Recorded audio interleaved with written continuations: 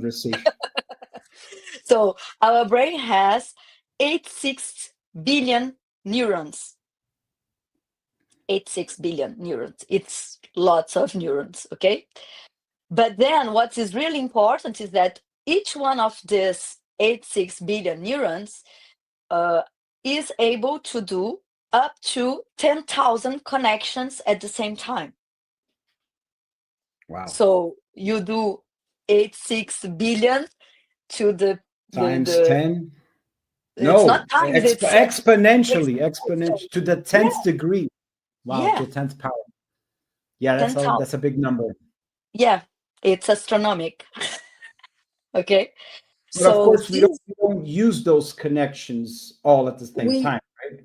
yeah, we have, our brain has the potential The potential, to right? do this. But what it means concretely, it means that we have almost infinite possibility to learn, to change, to adapt. That's Because the neuroplasticity, neuroplasticity part, right? yeah, because neuroplasticity is about the capacity of our brain to rewire our brain all the time. I mean, reinforce connections, undo connections, do new connections, that allow us to have a new knowledge, new abilities, creativity, and adapt, change, and so on. Right. But the point is that, so all this, I used to say this is just to understand the ordre de grandeur, The grandeur, the a ordem de grandeza. Just so it's not the magnitude. yeah, the magnitude. So we have among 96 and 98% of all our brain activity is in autopilot, and we have 2 to 4% that is conscious. Conscious in the sense of voluntary, like driven by my will. I will something into action. Yeah. In neuroscience, you call it goal-directed action, So this is an evolutive advantage because all this automatic function allows us to take a decision, make decision fast, act fast, without spending too much energy. Right. Because our brain, the first mission, if you can say like that, is to guarantee our survival and to survive the first. So, and it's to preserve and conserve as much energy as possible. That's why our tendency is to always want to be lazy and do minimal effort, right? Exactly. Because in fact is that the goal is the survival, but to survive, the first thing you need is energy. Right. So everything is about energy optimization, conservation, and optimization, Gotcha. So all this automatic functioning is what allows our brain to be so complex, to treat such a huge amount of information, and to treat it and to generate also complex responses, and so allows us to better adapt as well to our environment, and so better survive. Got it. So the problem of this autopilot, that it's inflexible.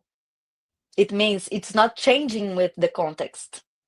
So eventually it becomes inadapted to the situation, And all the conscious part, so when we are using our neuroplasticity, 2 to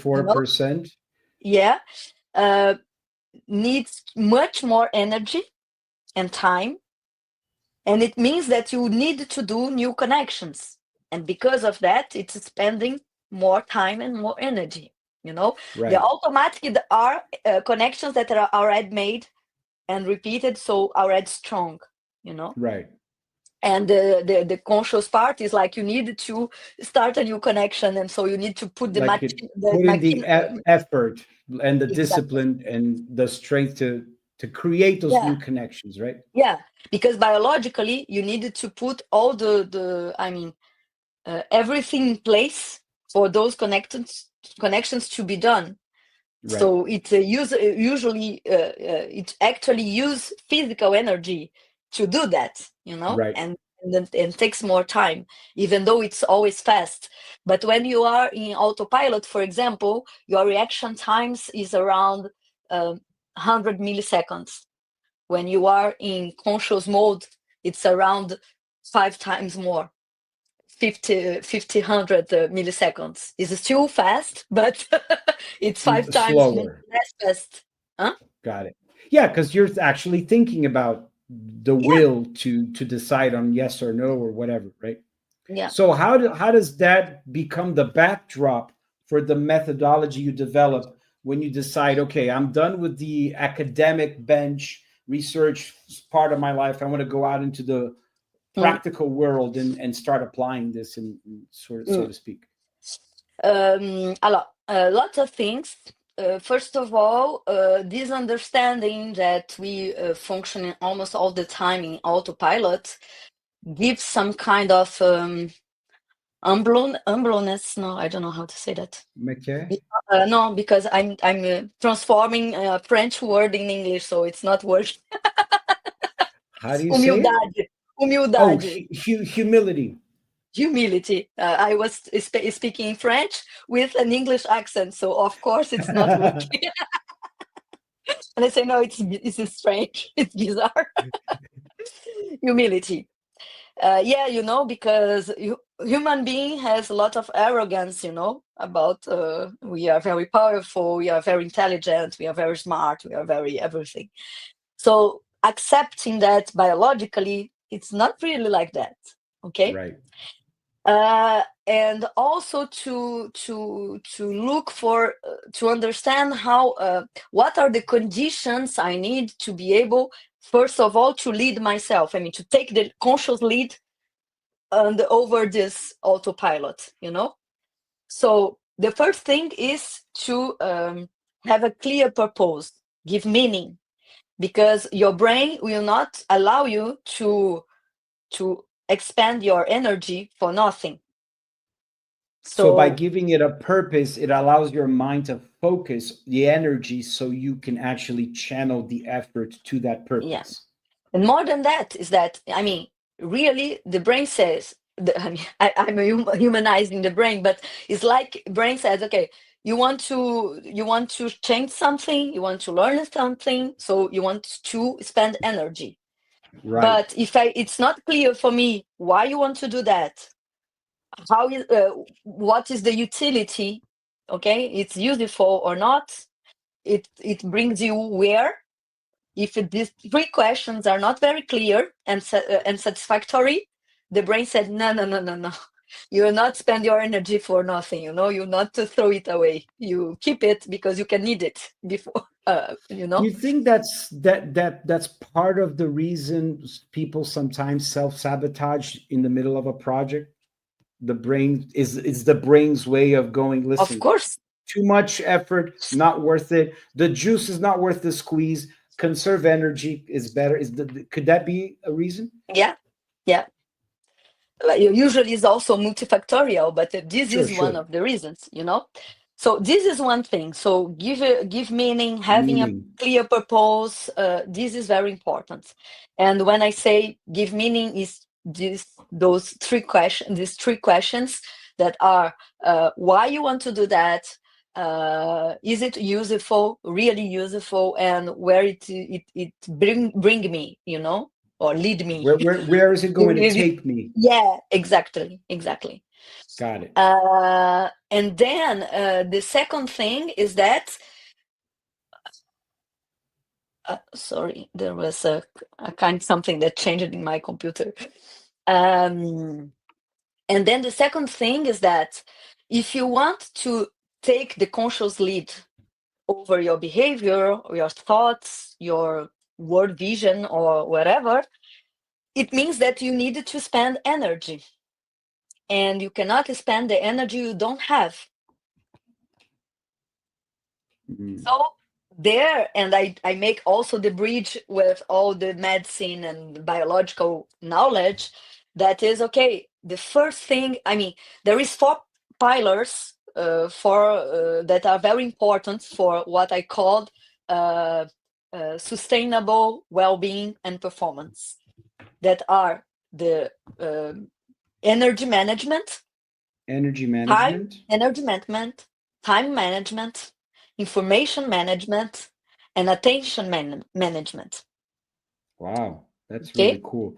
Energy management, time management, information management, and attention management. Exactly.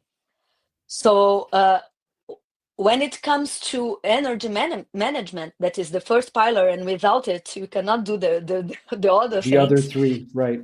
You have all the more how we can say that, more physiological thing, you know. So nutrition, micronutrition, because sometimes we talk a lot about nutrition, but not enough about micronutrition, the vitamins, the oligo elements, you know, the minerals, the vitamins, and so on.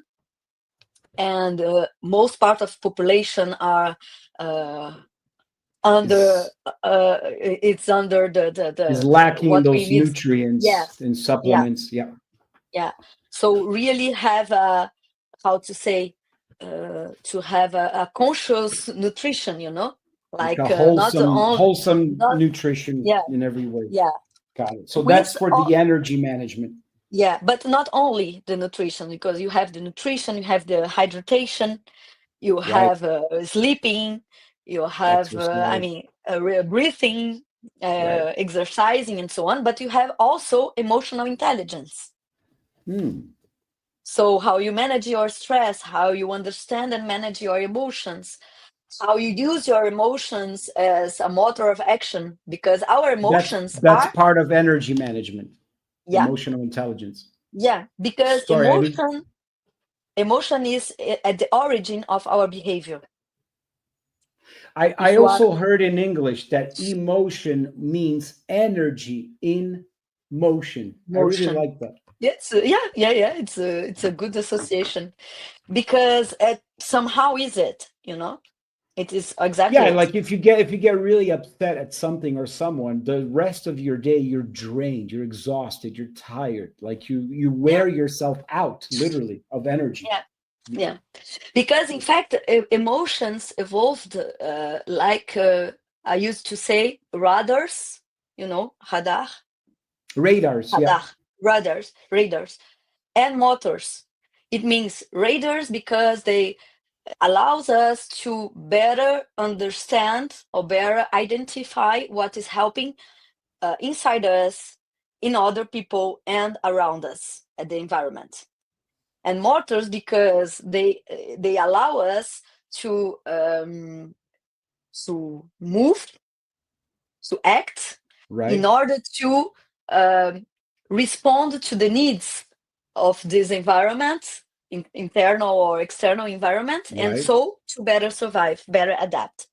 So emotions are 100% in automatic pilot, you know, so we don't have lots of control on it. But what happens is that our automatic brain interprets all situation as threat, reward, or neutral, you know. This is also subjective and automatic. And then this interpretation will generate momentaneous chemical change in our brain that will provoke some physiological reaction.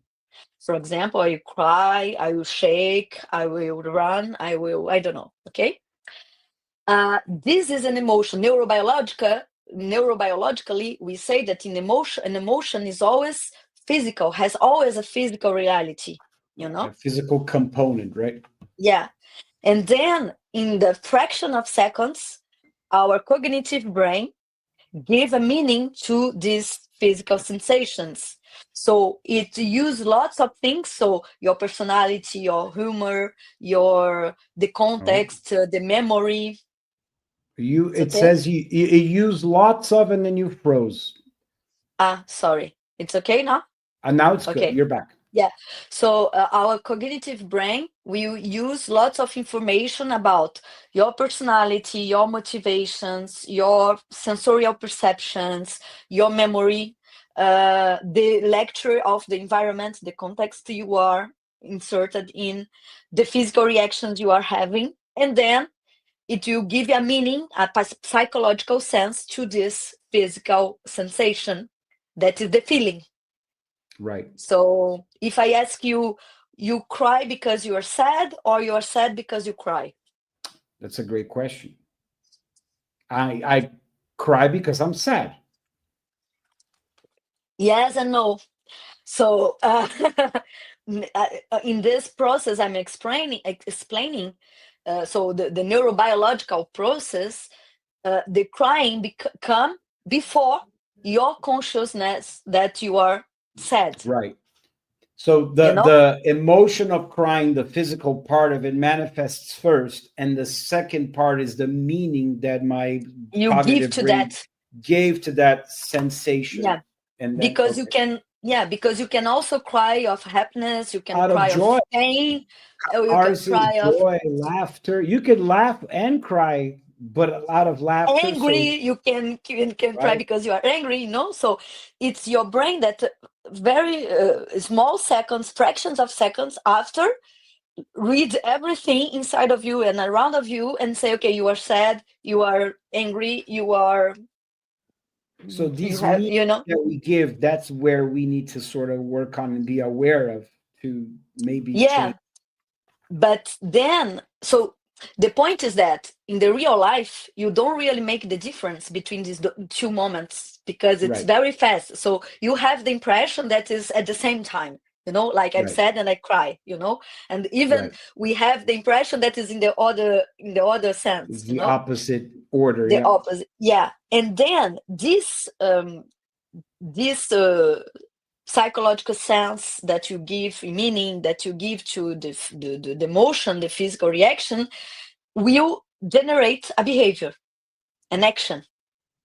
This action can be of three types. It can be a physiological change in your body.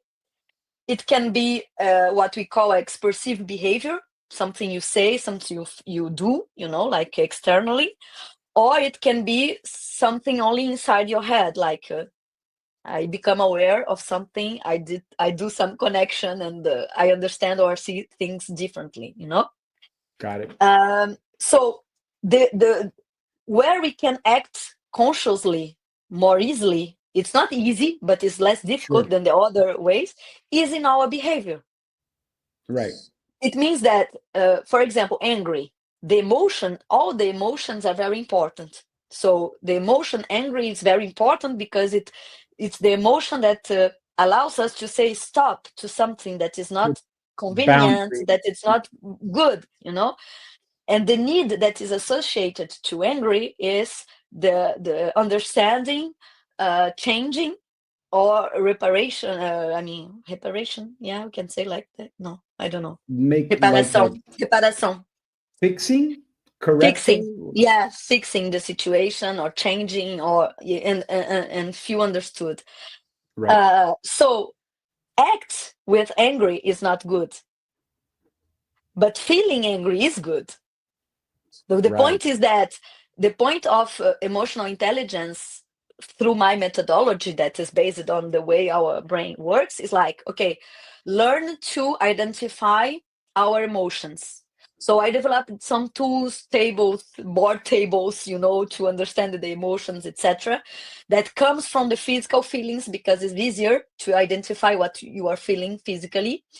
And then trying to identify what emotions are associated to that.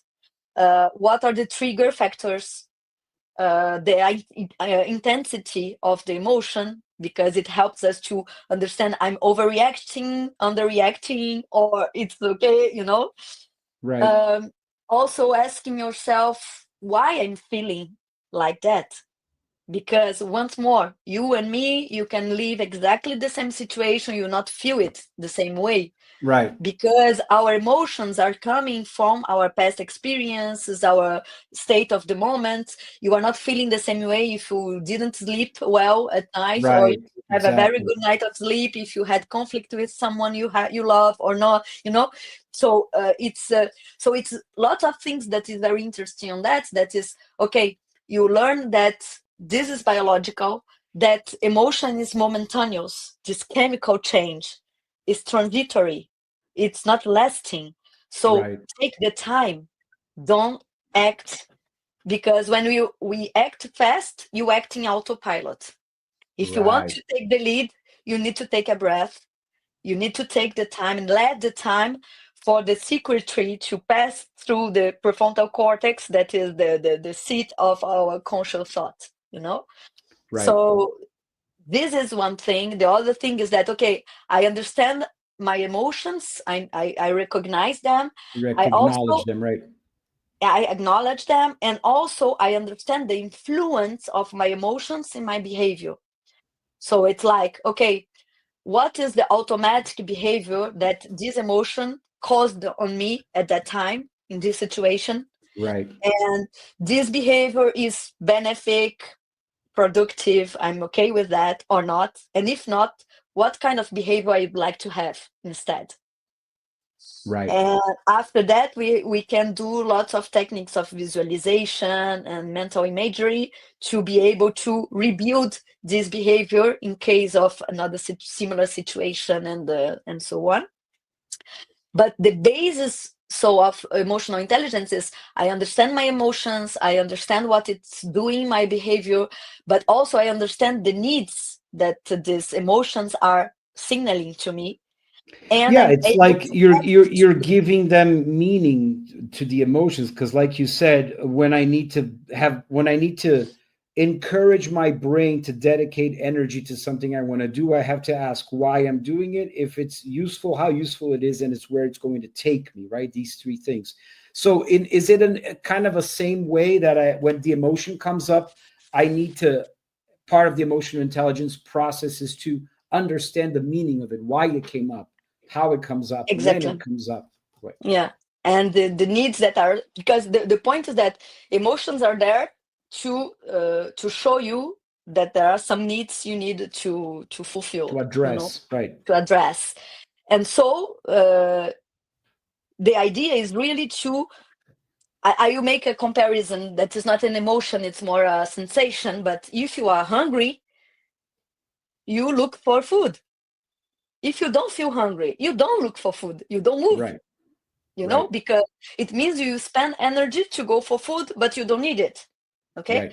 So emotions are there to say, okay, you need to change something, you need to protect yourself, you need to be reconforted, and then if you don't act to reach these needs, but the emotions will stay there, Right.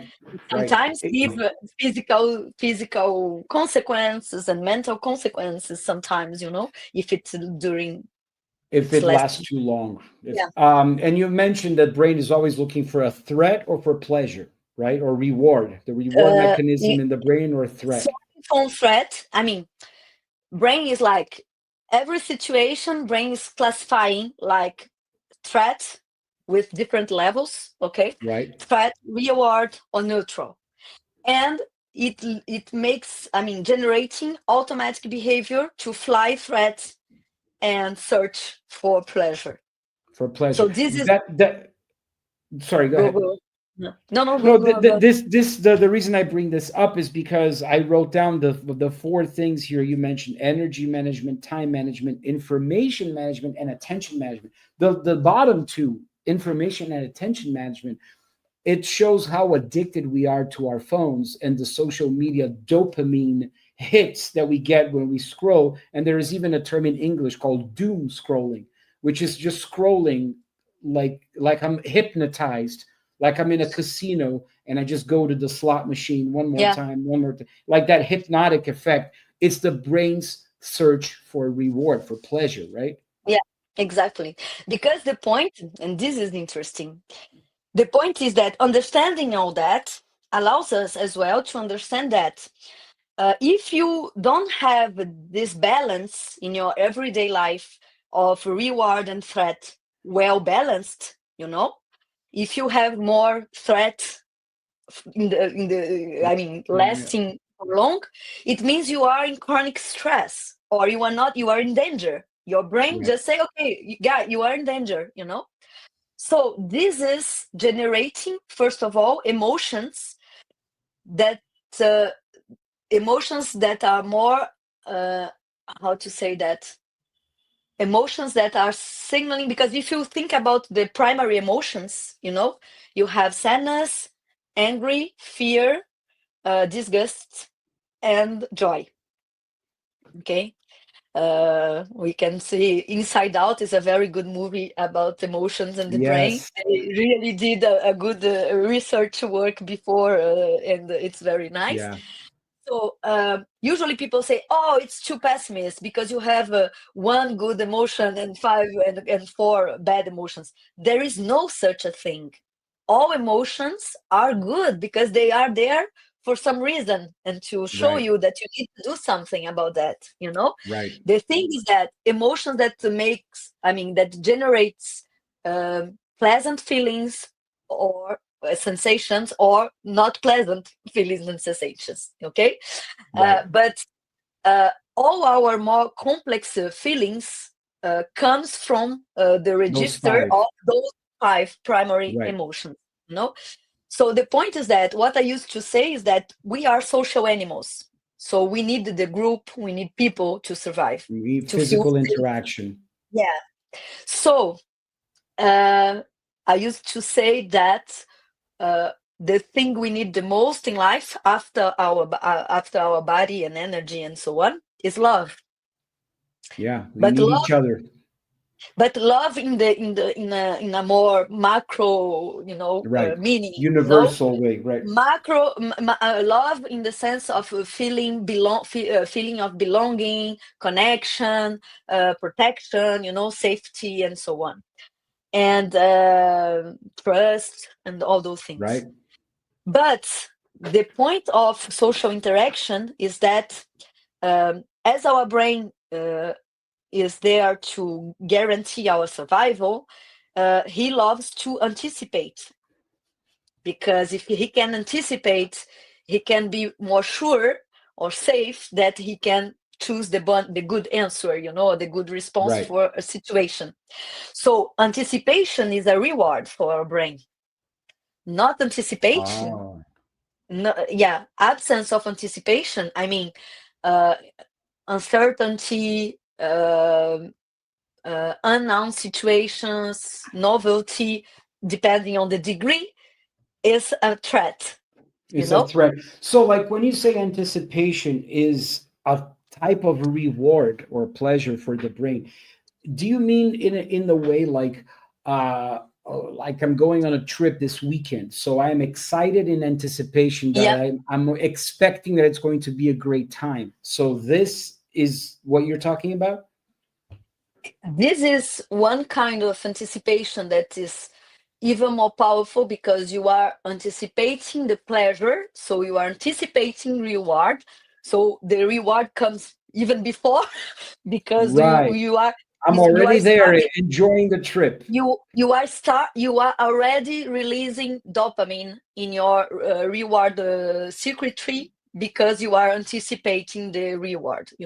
Right. It's like the dog experience that when he listened to The bell the bell, he started salivates. already to, yeah, exactly. Okay. But the point is that because reward is not always about um, have this pleasure sensation, but it's also Mhm. about the safety sensation. Mm, Okay. God. So there is this kind of anticipation. So, okay, you are focused on the reward. So you are already living this reward. This is one thing. Another thing is that when you are facing an unknown situation or an uncertain situation, you don't feel safe. So it's by default a threat because it's potentially dangerous, Right. So the point is that interacting with someone else is always manage uncertainty. Right. So it always generating somehow some level of stress, of fear, because you cannot predict others' behavior, or you can just be wrong in your predictions. It happened with everybody. You need to have a difficult conversation with someone. You prepare yourself, you prepare the discussion, and you say that, he will say that, and I will say that, and then you arrive, you say what you planned to say, but the person don't answer what you were expecting him or her to answer, and then you are, surprised. Yeah, That that's why most people avoid confrontations or avoid unpleasant conversations, and even avoid the word no. Some people say they can't say no. Can you go with me there? Internally, my brain wants to say no, but somehow I just go, yeah, I'll go with you. Right? Why do we do that? Yeah, totally. But then the point is that to understand that, so our brain, we don't have the same repertoire, we don't have the same connectome. Even identical twins don't have the same connectome. All the brain connections, because you The don't live. circuitry, the neural networks are different. Right. Because we don't live situations the same way, we don't live exactly the same situations. Okay. First of all, then our brains, your brain and my brain, is perceiving the world in a subjective and automatic way and guiding our behavior almost 100% of the time in autopilot. We have, each one of us, our own inner representation of reality. And the top of that, the brain always think it's right. So if you have an inner representation of the reality that's the opposite of mine, but you think you are right and I think I'm right, it blocks, Right. And then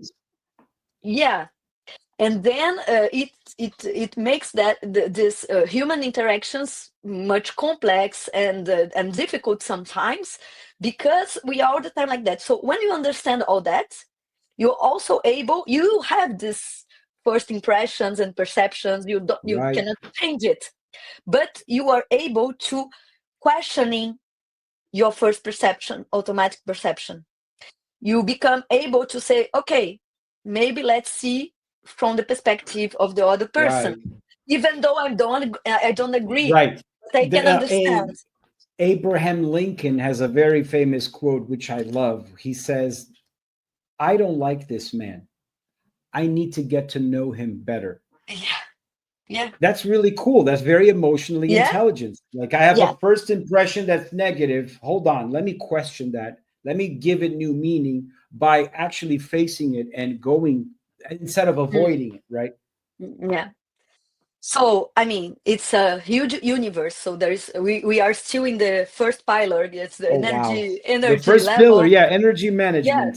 Yeah. Then time, information, and attention. So there are lots of things and tools that I developed about this, how to manage our emotional intelligence. And it's there is a first part of emotional intelligence is with yourself, how you talk about with yourself and how you feel about yourself and situations, and also in the relationship with others. Okay. So this is one thing, and we can put also there the stress management as well, that it's about this conscious balance between threat and reward, pleasure and reward. And all these four pillars are interconnected, because, for example, you were saying, we are there is a book that I love that is Dopamine Nation. It's a psychiatrist from United States, and I just forgot his name, family name, but Dopamine Nation is the name of the book, and she talks about that we are in a moment where we are all addicted to dopamine, and looking for internet, YouTube, Netflix, social media in general, like Instagram, Facebooks, and so on. And then we have things that already exist, like drugs, alcohol, and so on, and gambling, and all those things, But today, everything is very easy access, So you have this thing, and the point is that all those things that I used to call the trap reward, because the problem is that when you are not aware and you are living your everyday life with this balance that is with more threat and punition than reward, your brain say, okay, it's not good, you need to do something. And so it will look for things that give you lots of dopamine very fast, But the problem that with that, you unbalance the mechanism in your brain about these two things, And then, for example, what happens, and it's very easy to see with drugs, a drug addiction, for example, is that the look for pleasure leads us to anhedonia. That is the absence of capacity to feel pleasure. You become apathic, because in fact you need those more and more and more, because you disequilibrated it artificially, and so to feel the sensation of pleasure you need too much. It's like what they say to people that are addicted to porn, for example, pornography. That when they have sexual intercourse with physical people, that they're not able to get aroused or even conclude the intercourse, because they have been so overstimulated by the pornographic images that they'll never correspond to that physical reality, because you've conditioned your brain to be so saturated, by that kind of stimulus. And more than conditioning is chemical, Chemical, it's like it's chemical. You really flood the brain with the chemical, Exactly. So lots of drugs, even legal drugs, medical medicines and so on, and the illegal drugs, coffee, and caffeine, Yeah, coffee is a little bit different, because coffee don't really act in reward system. Oh, okay. Coffee acts more in catecholamines, so other, dopamine as well, but it's a kind of different pathway, and it's not really. If you are taking too much coffee, you can disequilibrate as well. So anyway, you have all those part of being aware of yourself, how your body works, how your brain works, and which are the needs or the optimal conditions for your body and brain to function in its best way, Got it. or have its best performance, in the lasting, sustainably, like in the time.